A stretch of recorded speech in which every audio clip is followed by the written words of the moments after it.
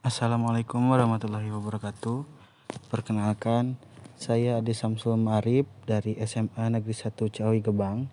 Izinkan saya memaparkan pemecahan masalah siswa yang ada di SMA Negeri 1 Ciawi Gebang, yaitu kurangnya minat belajar siswa terhadap mata pelajaran sejarah. Yang pertama, alasan pengambilan masalah. Siswa menganggap sejarah sebagai pelajaran hafalan dan membosankan sehingga tujuan pembelajaran tidak tercapai. Bukan hal aneh lagi ketika sejarah dianggap sebagai pelajaran hafalan, karena siswa menganggap sejarah itu hanya menghafal tahun, peristiwa, nama orang, dan lain-lain, sehingga minat belajar siswa berkurang. Sejarah dianggap sebagai salah satu pelajaran yang membosankan. Lalu nomor 2, banyak siswa yang tidak mendapat esensi dalam pembelajaran sejarah.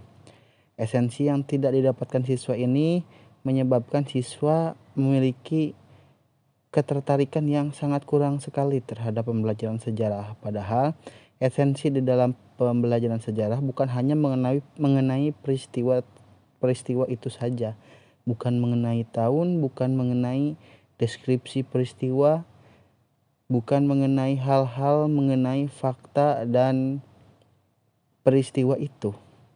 Lalu selanjutnya, kurangnya minat belajar siswa terhadap pelajaran sejarah. Ini diakibatkan oleh hal-hal tersebut, hal-hal yang disebutkan oleh tadi. Selanjutnya, deskripsi masalah. Sejarah merupakan salah satu mata pelajaran wajib di kurikulum 2013 ya, karena di MIPA ada, di IPS juga ada. Namun stigma sering beredar di masyarakat bahwa mata pelajaran sejarah merupakan mata pelajaran yang sangat membosankan dan tidak ada gunanya untuk masa depan kita. Ya, sebenarnya ini merupakan stigma yang salah, ya, tidak sepenuhnya benar. Sangat dapat dipahami jika masyarakat, khususnya anak-anak, beranggapan bahwa mata pelajaran sejarah sangat membosankan. Bagaimana tidak? Anak hanya disuruh untuk menghafal begitu banyak tanggal, peristiwa, nama tokoh, dan untuk mengerjakan ujian mendapat nilai bagus cukup menghafal itu.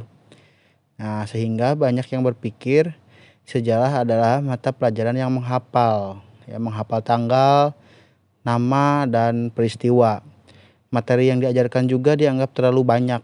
Nah, itulah yang membuat pelajaran sejarah seperti pelajaran tambahan yang dianggap membosankan, bahkan dianggap tidak penting, ya, tidak disukai oleh sebagian besar siswa. Nah, pendidikan sejarah cenderung hanya memanfaatkan fakta sejarah sebagai materi utama. Tidak aneh bila pendidikan di sini terasa kering, tidak menarik, dan tidak memberi kesempatan kepada siswa dan anak didik untuk belajar menggali makna dari sebuah peristiwa. Nah, benar ya. Maka karena itu pendekatan ini tidaklah efektif dan menghilangkan esensi, ya. Hal tersebut menghilangkan esensi dari sejarah itu sendiri.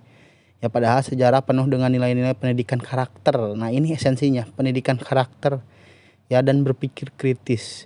Karena dengan belajar sejarah, kita dapat belajar dari para pendahulu kita bagaimana mereka berjaya, sehingga kita bisa mengulangi bahkan mengungguli kejayaan itu, dan kita juga belajar bagaimana mereka jatuh sehingga kita tidak mengulangi kegagalan mereka lagi, gitu. Itu esensinya sebenarnya.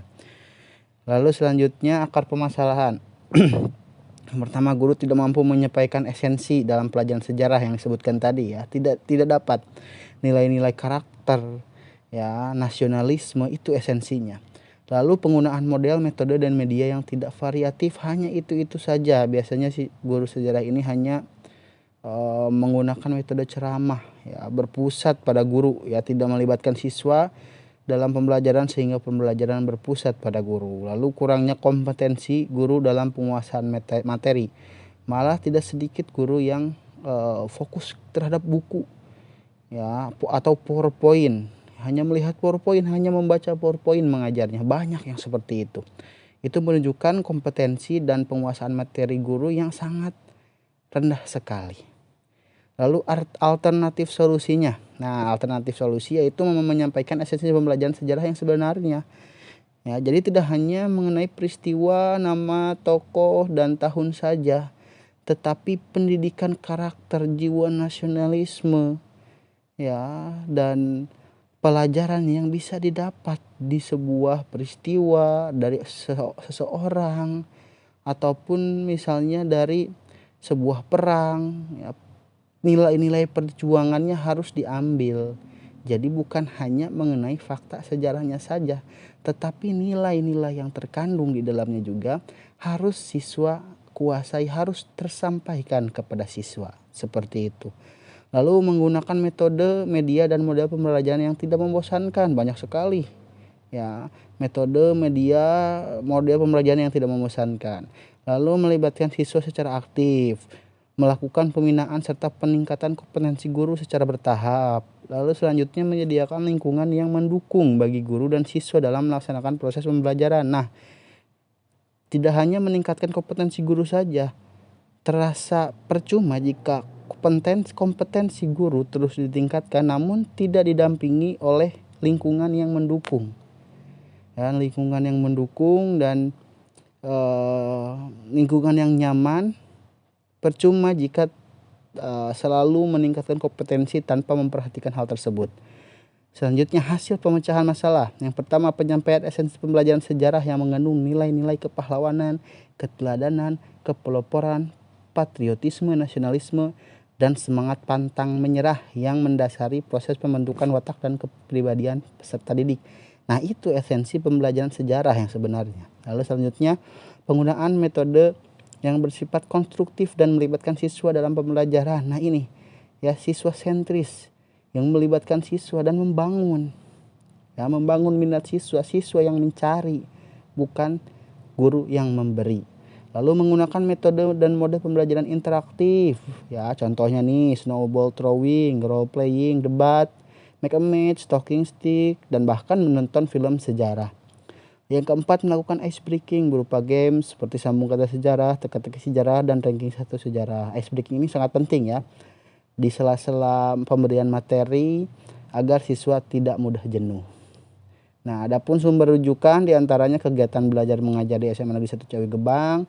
Lalu ada dari blog Akhirul Aris 1996 mengenai analisis permasalahan dalam HTML itu. Lalu selanjutnya buku Budi Eva 2018 mengenai upaya peningkatan motivasi belajar siswa kelas 12 MIPA 1 SMA Negeri 1 Pasir Penyu melalui penggunaan media film dokumenter Riau SMAN 1 Pasir Penyu. Seperti itu. Terima kasih. Hanya itu saja dari saya. Mohon maaf bila ada hal-hal memang kurang berkenan disampaikan atau keterbatasan materi atau keterbatasan bahan. Terima kasih. Wassalamualaikum warahmatullahi wabarakatuh.